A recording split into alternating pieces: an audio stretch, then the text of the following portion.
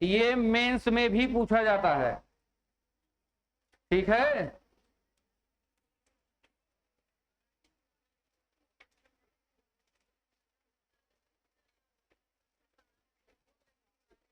हम्म।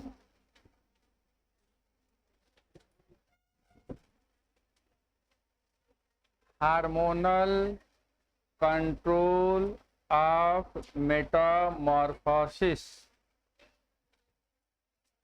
Metamorphosis, ये metamorphosis दो जगह बहुत ही इंपॉर्टेंट है। एक आर्थ्रोपोडा और एक एम्फीबिया। ये दो जगह बहुत ही इंपॉर्टेंट है। ठीक है, जैसे मेंस पढ़ेंगे तब पर भी आप एम्फीबिया की मेटामॉर्फोसिस पूछी जाती है, विशेष कैरेक्टर है। और यहाँ पर आर्थ्रोपोडा में आप अगर देखेंगे अपना सिलेबस, संध्या नमस्ते, अगर आप सिलेबस अपना देखिए जरा उठा करके, उसमें होगा लेक्चरर वाले में, जरा देखिए, देख लो भाई, आप लोग देखते नहीं हैं। आपके ये दिमाग में सिलेबस क्या है वो हमेशा होना चाहिए, नहीं तो मैं दाएं बाएं करके निकल जाऊंगा।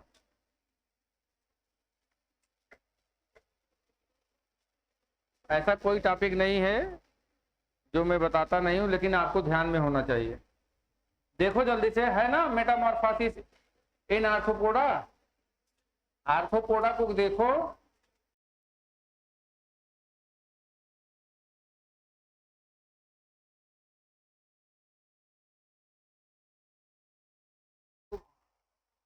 ठीक है, सही हो गया है।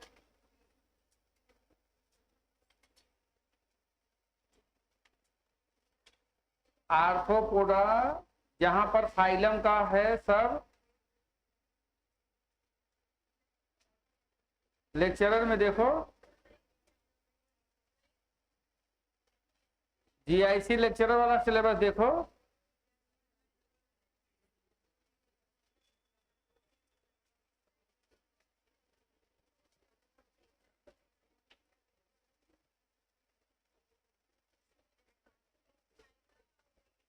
अरे स्काइरिस कॉकरोच पाइला ये जीनस है।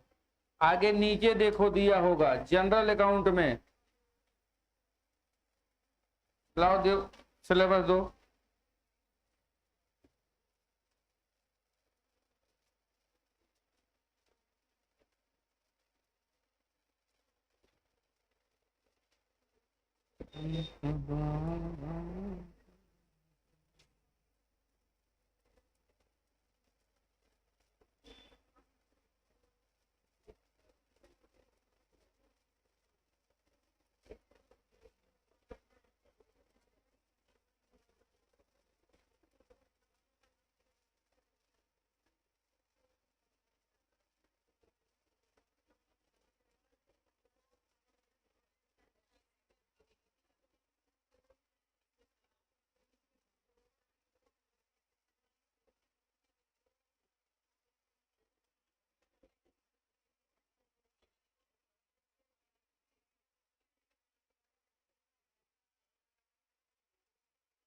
ये सिलेबस सही नहीं है, टीजीटी का ये। अच्छा वो उसका दो, टीजीटी का जरा दो।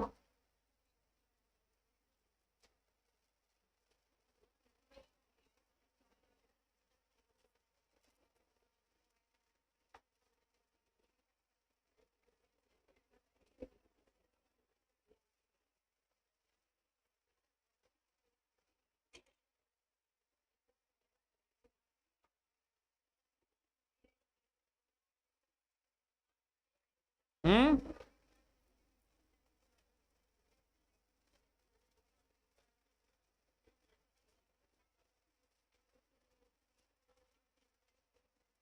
ना दिया हो तो ना पढ़ाए ना यार। अरे तो जबरदस्ती पढ़ा क्या मतलब रहेगा।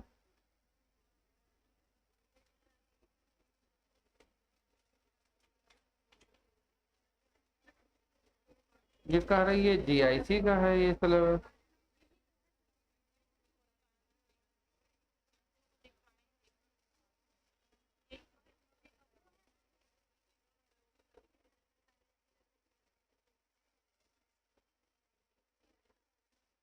पीजीटी डाली थी लेक्चरर, क्या टीजीटी?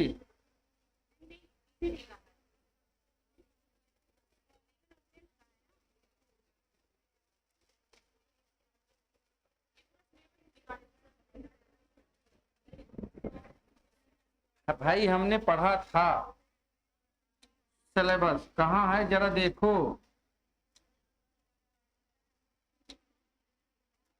नहीं है तो ना पढ़ो भाई। हार्मोनल कंट्रोल ऑफ मेटामॉर्फोसिस, क्या किसमें दिया है? अरे बोलो किसमें दिया है?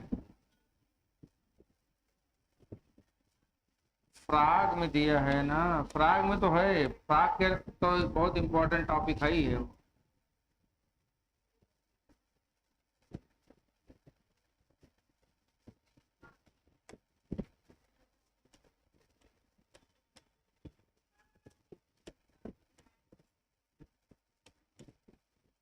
ब्रेन, ठीक, ब्रेन, ब्रेन सेल्स,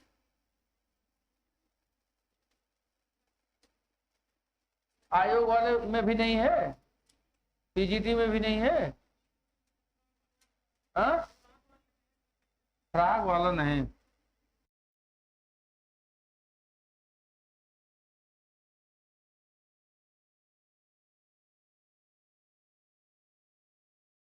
कारपोरा कार्डियाका हो गया, और कारपोरा एलाइटा हो गया। हंस रही हो? नहीं खोज पा रहे हैं लोग ना? नहीं है ना, पीजीटी में भी नहीं है।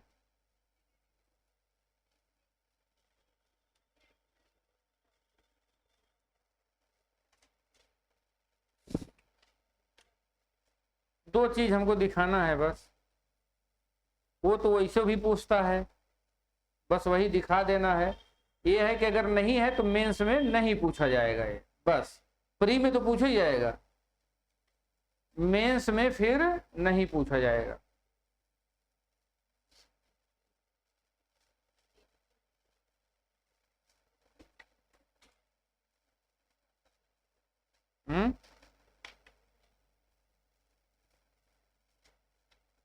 आप लोगों के पास सिलेबस ना नोटबुक में होना चाहिए, चाहे प्रिंट आउट निकाल करके वहां पर चिपका लीजिए या लिख लीजिए, होना, नहीं तो फिर मोबाइल खोजेंगे आप लोग सरकारी.com।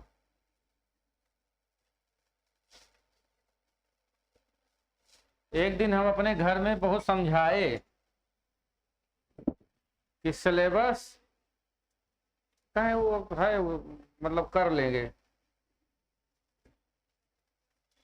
तो कर लेंगे, तो फिर इसके बाद 2-3 दिन के बाद देखे सिलेबस लिखा था, समझाए जब उनको बात को लिखा, उनके नोट्स में लिखे, कहें हाँ ये बात आप सही कह रहे हैं, इससे आसानी हो जाती है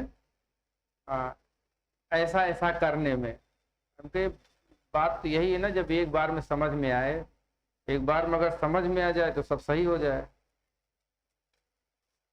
2-3 बार लगना पड़ता है, जैसे आप लोगों के साथ लगना पड़ता है, फिर लगना पड़ता है। जब कहा जाए याद करो तब याद करेंगे, और कहा जाए तब पर भी प्लेन पेज खोल करके बैठेंगे। यहाँ पे बैठते हैं तो केवल बात करते हैं, आवाज में पूरा एनिलिडा टू आर्थ्रोपोडा एनिलिडा का टेस्ट है, बता ही दिए थे, ठीक है। हाँ चलिए यहाँ पे अब आप देखिए ये क्या लिखा है, ये ब्रेन है, ठीक है, ब्रेन। फिर ये क्या है, कार्पोरा कार्डिया का एक पार्ट है, और एक पार्ट क्या है, कार्पोरा एलाइटा।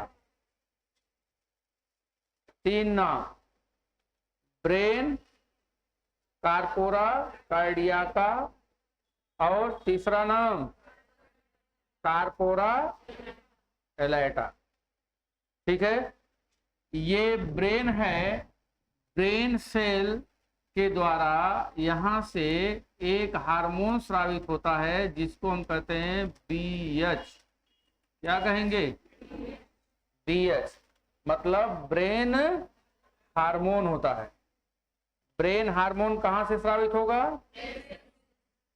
ब्रेन से, ब्रेन सेल्स, सेल से ही हार्मोन स्रावित करेंगी जो सेक्रेटरी होंगी, और इससे यहां पर जब ये ब्रेन हार्मोन्स यहां स्रावित होगा तो ब्रेन हार्मोन्स के द्वारा क्या होगा कि स्टिमुलस प्रोवाइड किया जाएगा।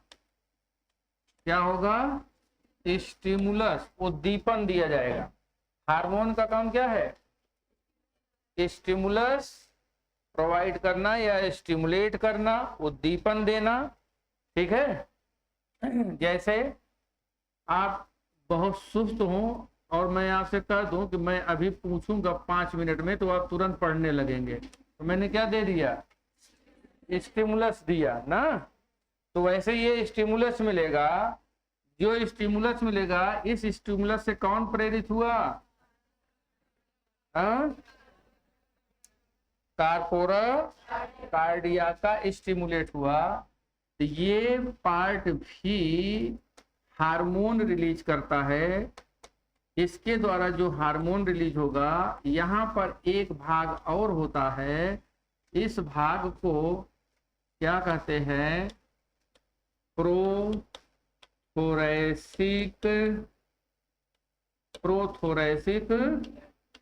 ग्लैंड कहा जाता है, ठीक है। तो ये किसको स्टिमुलेट करेगा, प्रोथोरैसिक ग्लैंड को स्टिमुलेट करेगा। वेरी वेरी इंपॉर्टेंट पार्ट, यहां से क्वेश्चन पूछा जाएगा आपसे, बहुत ही इंपॉर्टेंट है ये जो प्रोथोरैसिक ग्लैंड है, ये भी ग्लैंड है, तो क्या रिलीज करेगा, हार्मोन रिलीज करेगा। और ये जो हार्मोन रिलीज करेगा, इस हार्मोन का नाम है इक्डीसोन। क्या नाम है, इक्डीसोन, ठीक है। अब ये जो इक्डीसोन है, इस इक्डीसोन का जो काम होता है, ये स्टिमुलेट करता है, एक प्रोसेस होती है जिसको आपने पढ़ा है मोल्टिंग ना। क्या होता है, मोल्टिंग। हाउस फ्लाई में कितनी मोल्टिंग, 2। मॉस्किटो में कितनी मोल्टिंग, 4। कॉकरोच में कितनी मोल्टिंग, 10 से 12 लिखा ना। और एस्कैरिस में कितनी मोल्टिंग, 4 है, 3, 4 ना। तो ये सब जो मोल्टिंग क्रिया है, तो यहां पर आर्थ्रोपोडा में मोल्टिंग प्रोसेस को कौन स्टिमुलेट कर रहा है, इक्डीसोन, ठीक है।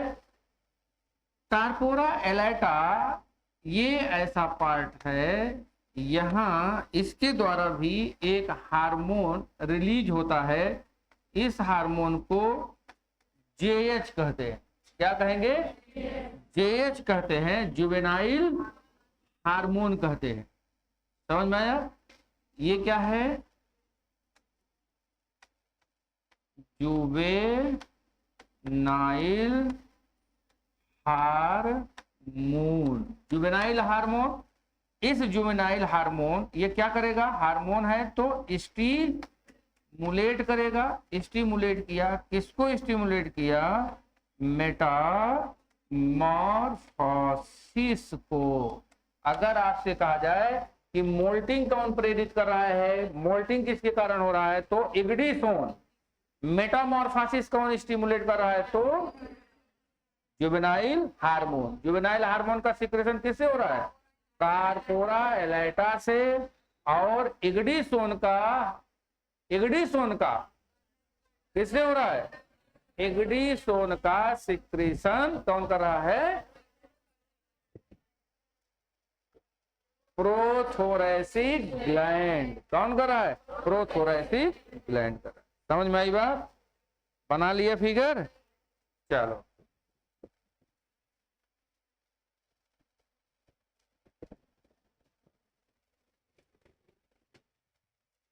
दो ही चीज यहां इंपॉर्टेंट है, एक इग्डिसोन और एक जेएच। यही आपसे पूछा जाता है, इग्डिसोन और जेएच। मोल्टिंग कौन प्रेरित करता है, हाँ इग्डिसोन। और मेटामॉर्फोसिस जेएच। इग्डिसोन का सिक्रेशन प्रोथोरेसिक ग्लैंड और जेएच का सिक्रेशन कार्पोरा एलाइटा। समझ में आया, इतनी ही बात है इसमें इंपॉर्टेंट हुआ। तो लिखना है तो लिख लीजिए 2 लाइन। वैसे भी आज आप लोग व्रत है, हाथ तो चलेगा ही आपका। लिखिए,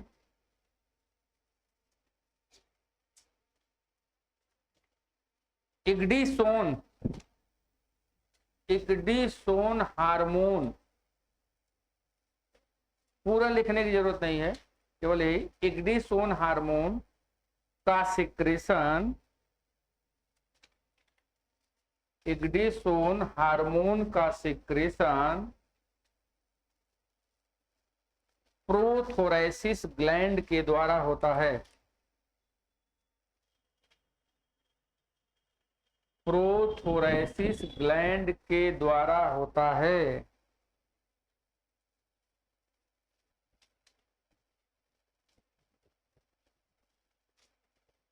प्रोथोरेसिस ग्लैंड के द्वारा होता है। हो गया भैया। देखिए इग्डिसोन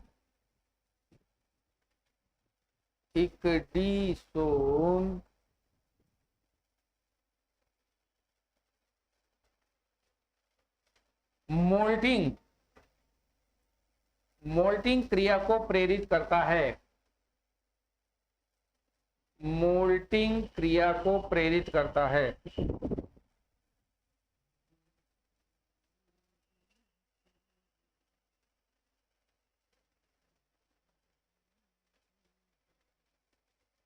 नेक्स्ट पॉइंट, कार्पोरा एलाइटा, कार्पोरा एलाइटा के द्वारा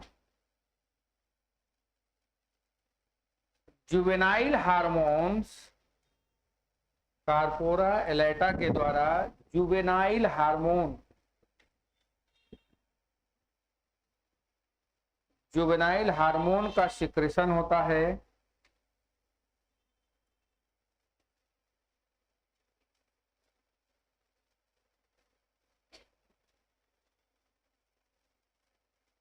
जुवेनाइल हार्मोन का सिक्रेशन होता है। देखिए जेएच मेटामॉर्फोसिस, जेएच मेटामॉर्फोसिस क्रिया को प्रेरित करता है। JH stimulate Metamorphosis process, JH stimulate Metamorphosis process. हुआ भाई, ये हो गया मोल्टिंग और मेटामॉर्फोसिस से रिलेटेड 2 क्वेश्चन 2 टाइप के बनते हैं, किस इनका सिक्रेशन किससे हो रहा है और ये कौन सी प्रोसेस को प्रेरित कर रहा है। मेटामॉर्फोसिस, इसमें आपने देखा है कौन कौन सा होता है, एक तो आपने पढ़ा है क्या पढ़ा? अरे पारोमेटाबोली पढ़ा, किसमें पढ़ा पारोमेटाबोली? काकरोच में ना। इनकम्प्लीट पारोमेटाबोली पढ़ा और होलोमेटाबोली पढ़ा या कंप्लीट किसमें पढ़ा? कंप्लीट मेटामॉर्फोसिस कब होगी? जब लार्वा बनेगा। कंप्लीट मेटामॉर्फोसिस कब होगी? जब लार्वा बनेगा। इनकम्प्लीट कब होगा? जहां पर लार्वा नहीं बनेगा, निम्फ होगा। ग्रेजुअल मेटामॉर्फोसिस कहाँ है? काकरोच में। चाहे ग्रेजुअल कहा जाए चाहे पारोमेटाबोली कहा जाए, काकरोच का कैरेक्टर है। जो आपके सिलेबस में है वो याद रखिएगा। हटा दें बस। तब मेटामॉर्फोसिस की और बात बताने की यहाँ पे जरूरत है नहीं, नहीं तो ये भी मैं बता देता मेटामॉर्फोसिस वाला।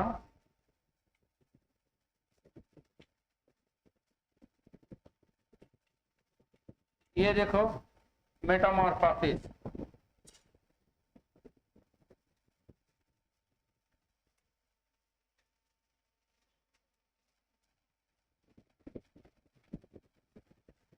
कंप्लीट मेटामॉर्फोसिस में क्या बनेगा? लार्वा। इनकम्प्लीट में क्या बनेगा? निम्फ। क्लियर? ये देखिए ये क्या है? Gradual Metamorphosis. कहां पे देखा था?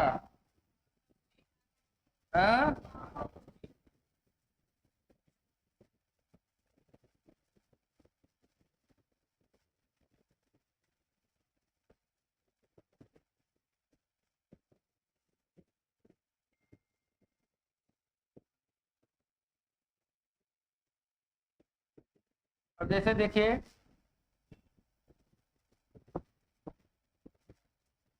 ये जैसे मेटामॉर्फोसिस है, यहाँ पे 4 प्रकार की मेटामॉर्फोसिस होगी।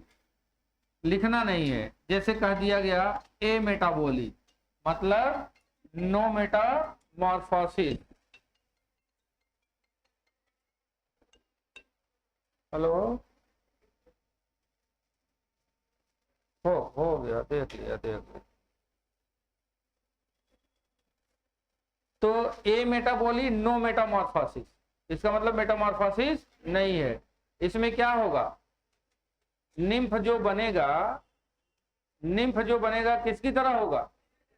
एडल्ट की तरह होगा, बिल्कुल एडल्ट की तरह होगा, केवल साइज उसकी क्या होगी? अच्छा, काकरोच में क्या दिक्कत थी? काकरोच में क्या दिक्कत थी? हाँ, तो वो भी काकरोच की तरह क्या नहीं था? हाँ, नहीं थे ना। मतलब वहां पे स्ट्रक्चर एब्सेंट था, धीरे धीरे मोल्टिंग क्रिया हुई, तब वो बनता गया। तो वही क्या कहलाया? Gradual Metamorphosis. तो जो newly hatch of spring looks like adult accept in size. ठीक है। अब दूसरा आपने हेमी मेटाबोली या इनकम्प्लीट मेटामॉर्फोसिस, तो इसमें क्या होगा? Immature stage. क्या वही इमैच्योर स्टेज है ये ना, लेकिन ये कंडीशन किस में पाई जा रही है?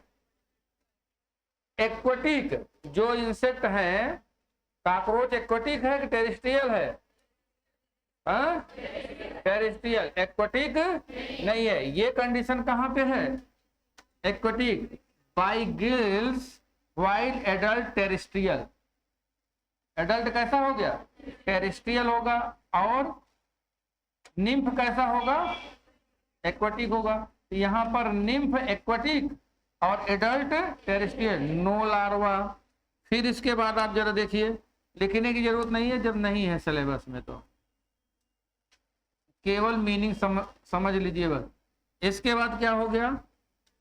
पारो और gradual newly hatch nymph lack wings external genital ना, और ग्रेजुअल मेटामॉर्फोसिस या मोल्टिंग क्रिया होगी, तब जाकर के एडल्ट की तरह हो जाएगा। ये किस में है? काकरोच में है, ग्रासहॉपर में है, एफिड में है। और ये तो जान ही रहे हैं, होलो मेटाबॉली या कंप्लीट मेटामॉर्फोसिस किसमें होगा, जिसमें क्या बनेगा, लार्वा, लार्वा से क्या बना, प्यूपा, प्यूपा से फिर क्या बना, एडल्ट। ये सब स्टेज जिसमें पाए जाएंगे उसको कंप्लीट होलो मेटामॉर्फोसिस। बस ये तो आपने देखा ही है। ठीक है, अब हम लोग डिस्कस करेंगे मोलस्का। चलिए भाई, मोलस्का